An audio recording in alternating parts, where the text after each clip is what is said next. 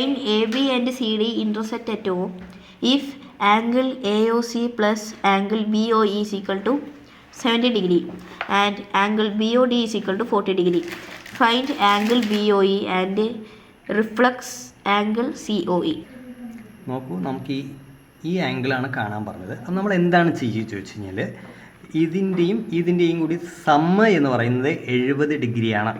അപ്പോൾ നമുക്ക് ഇത് മാത്രം എങ്ങനെ കാണുന്നത് ചോദിച്ചു കഴിഞ്ഞാൽ, ഈ വെർട്ടിക്കലി ഓപ്പോസിറ്റ് ആംഗിൾ ഈക്വൽ ആയിരിക്കും. അപ്പോൾ ഇവിടെ 40 ആണെങ്കിൽ ഇവിടെ 40 ആയിരിക്കും. ഈ ആംഗിളും കൂടി കൂട്ടുമ്പോൾ 70 വരിക. അപ്പോൾ ഇവിടുത്തെ ആംഗിൾ എന്ന് വെച്ച് കഴിഞ്ഞാൽ 70-ൽ നിന്ന് ഈ 40, ഇവിടെ 40 വരിക. ഇവിടെ 40 40 കുറയ്ക്കുമ്പോൾ 30 എന്ന് വരും. അടുത്തത് COE എന്നുള്ള റിഫ്ലെക്സ് ആംഗിളാണ്. ഈ ആംഗിളല്ല കേട്ടോ, ഈ ആംഗിളല്ല, ഇതൊഴിച്ച് ബാക്കിയുള്ളതിനെയാണ് റിഫ്ലെക്സ് ആംഗിൾ എന്ന് പറയുന്നത്. റിഫ്ലെക്സ് ആംഗിൾ നമുക്ക് എങ്ങനെയാണ് നോക്കുന്നത് ചോദിച്ചു കഴിഞ്ഞാൽ, ഇതിൻ്റെയും കൂടി സമ്മ 70 എന്ന ചോദ്യത്തിൽ തന്നിട്ടുണ്ട്.